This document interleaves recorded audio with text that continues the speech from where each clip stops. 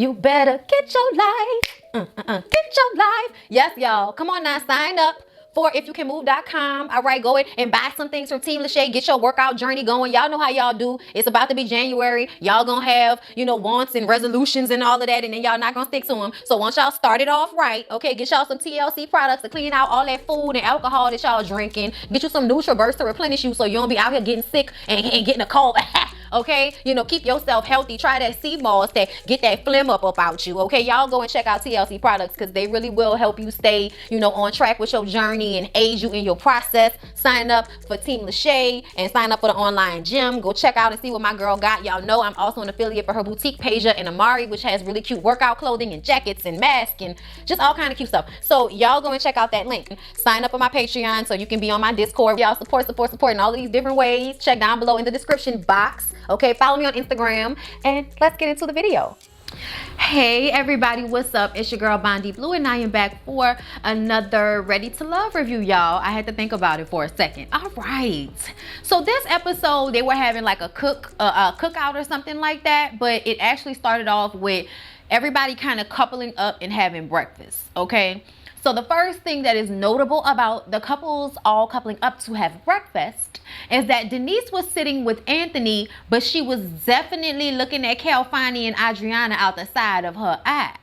Okay, and I just kind of feel like I would really like for her to stop giving Calfani so much of her energy. I would really like for her in her mind and in her spirit to detach from him and try to open up more to Anthony or to somebody else in the house, because I just kind of feel like Calfani is not giving her that same energy in return. Maybe they're editing it out. I don't know.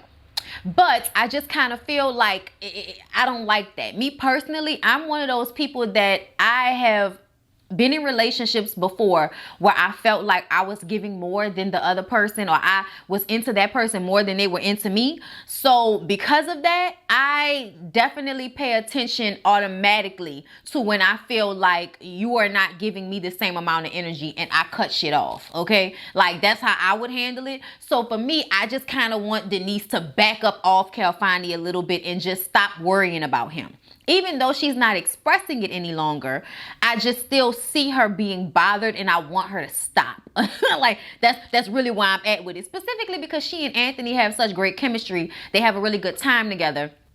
I would like for her to pay more attention to him. But I also feel like Anthony is not giving enough. He's not taking control enough for him to be one of the people that's actually standing out as a number one. He's not as assertive as he should be, and that's going to be brought up by another girl. But I definitely think that's his issue with all of the girls, not just Winter, who tells him about it, but Denise as well. Like, you don't make a space for yourself to come out as prominent, and you should, you know what I'm saying? Because a lot of the women are feeling Anthony. I just feel like he's kind of playing it back and playing it cool, and we're getting to the end of the show, so you need to step it up.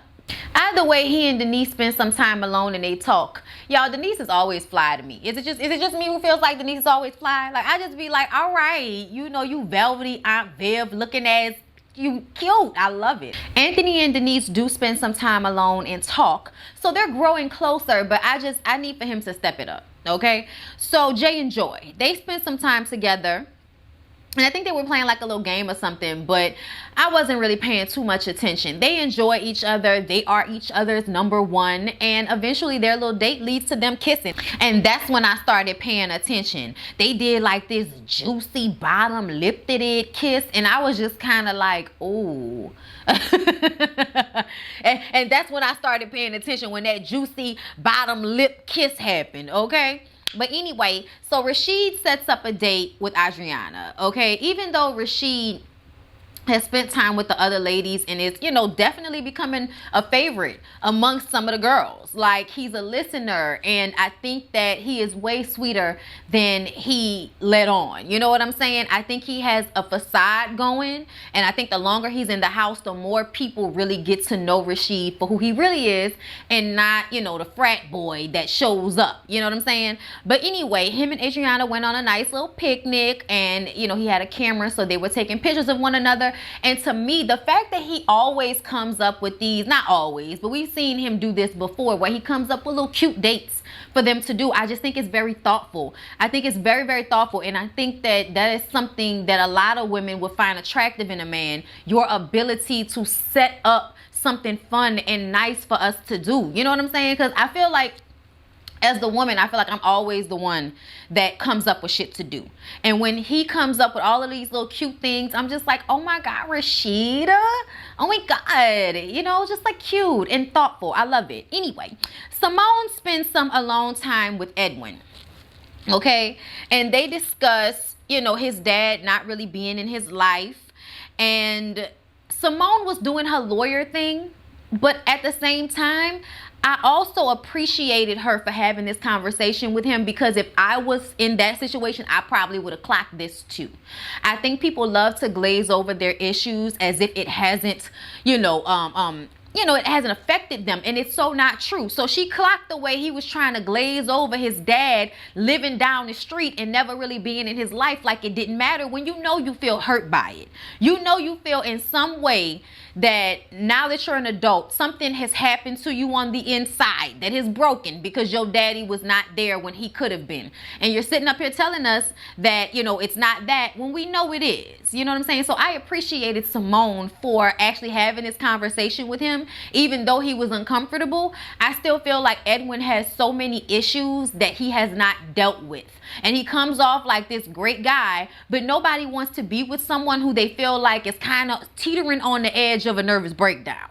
And I'm sorry, but Edwin's nervous energy sometimes makes me feel like he's teetering on the edge of a nervous breakdown. Is it just me? Let me know. So everybody sits down for dinner, and they discuss how Brian is full of shit. The men were really like telling on Brian. You know what I'm saying? I think Brian should have been aware that he was about to go home, okay?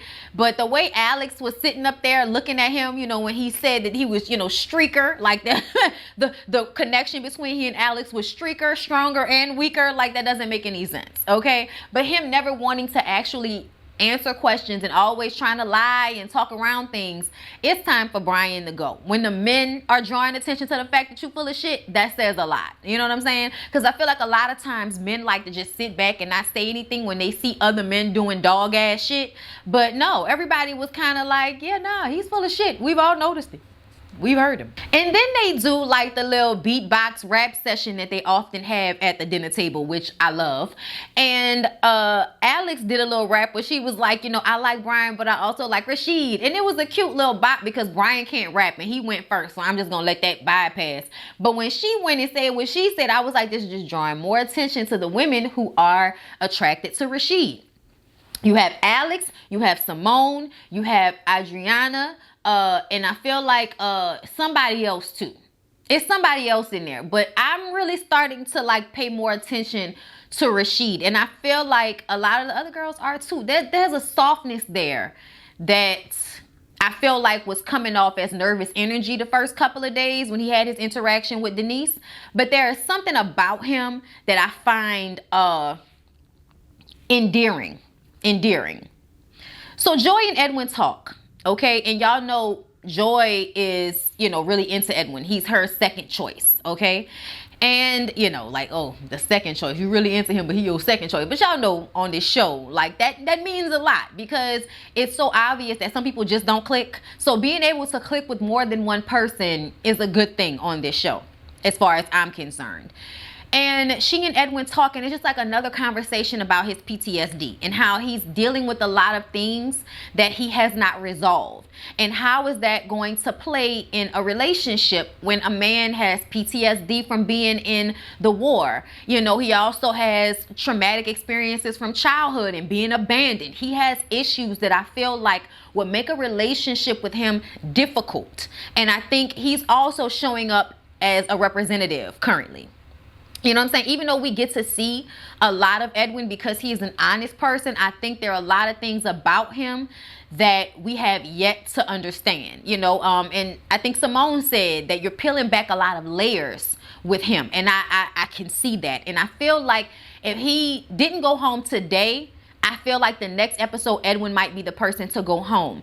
Not because people don't have connections with him, but because he has things he needs to work on with them himself before he's ready for love.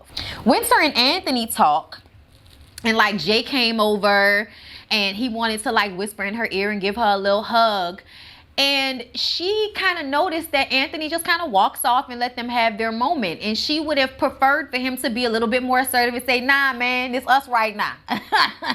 You know, she would have preferred that type of energy. And this is when, you know, I'm tapping on the fact that Anthony is like this with all of the women. You know, he may like them, he may spend time with them, but if another guy comes along and wants to take up their time and space, then he's just going to skate up out of the way. And that's not attractive to a lot of women. We want men that are going to feel away. We want men that are, you know, gonna want to stake their claim, you know, even though it's early on, and you have to be careful about the way you do that on a show like this and in a setting like this. You still want that. You still want to feel like somebody, you know, is protective of you. You know what I mean? So I think that kind of turned her off to him.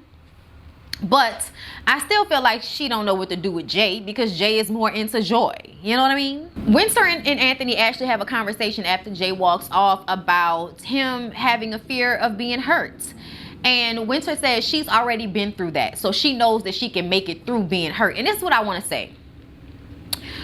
What I feel like I have learned through my life about relationships is that no relationship is perfect. And you never know how a relationship will turn out. Okay, you never know if eventually y'all will not be on the same page, because it happens. Having my heart broken a couple of times, okay, several times, maybe like 2 or 3 times having my heart broken, I will say that I learned from those relationships. And I think that everybody needs to stop taking heartbreak like it's the last relationship they'll ever have.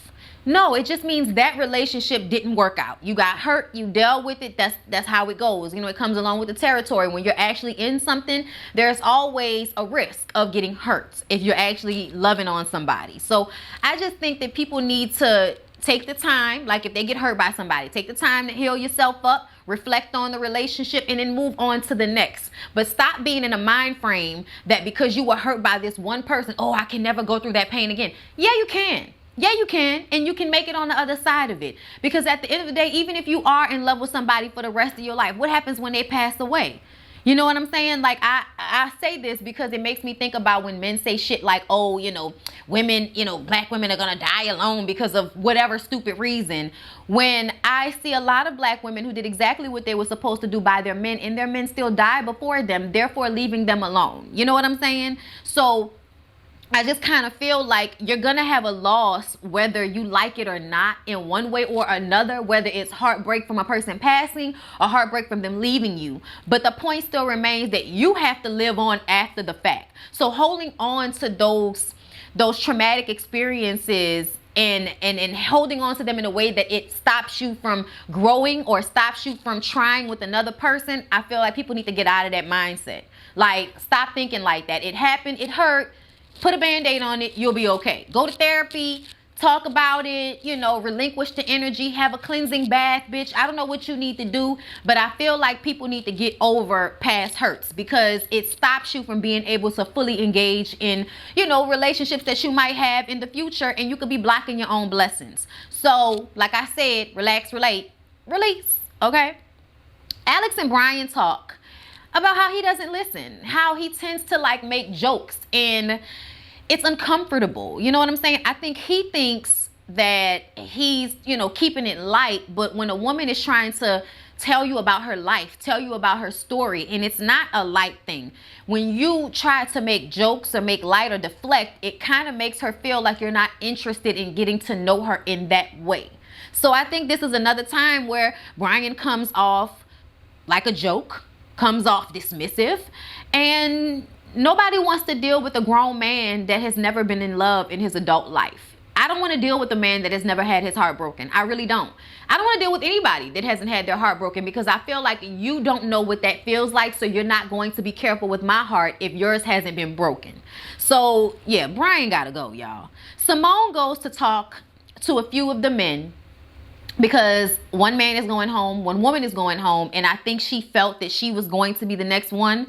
So she goes around trying to talk to everybody, and at this point it's just kind of too late. So they have the cookout. Tommy talks to Anthony about his indecisiveness. He needs to make a choice before a choice is made for him, okay? Then Tommy talks to Alex, and she basically talks about Brian and how he doesn't listen and how he's never been in love, and it's like that's a turn off, okay? Tommy says if he wants to change, he will. If Brian actually wanted to be better in relationships, then he would be listening to the criticisms he's getting and he would apply it, but he hasn't. He's going home. Then he talks to the men and women separately, okay? Brian turned a lot of people off. We know that. He downplayed his relationship with Alex to Winter, and now that's turned Alex and Winter off. So finally we get to the eliminations, and Alex does tell Brian he's not ready to love. And she also lets him know she doesn't appreciate him downplaying a relationship. But at this point, it doesn't matter because you're going home. And they send Simone home as well. And I think it's because, you know, it took her a while to open up. It took her a while to get to this place where she can go around and have these conversations with men. But I also feel like her being a lawyer and questioning them the way she did kind of turned some of the men off to her. And it was just a little too late. You know what I'm saying? We're getting to the end of the show, and it's about the strong connections, not about the people who we kind of like. So she had to go as well, which I kind of, you know, I was disappointed because I like her. And the longer she was on the show, the more I grew to like her. So I felt like her and Rasheed could have had something, but Rasheed has stronger connections with other people, so it was time for her to go as well, which was unfortunate, but it is what it is. Either way, you guys, that was Ready to Love. I hope you guys enjoyed my review of it. I feel like I was kind of like going on tangents, but I hope y'all were entertained nonetheless. Please don't forget to like, comment, and subscribe to my channel if you have not already, and I will see y'all in the next one.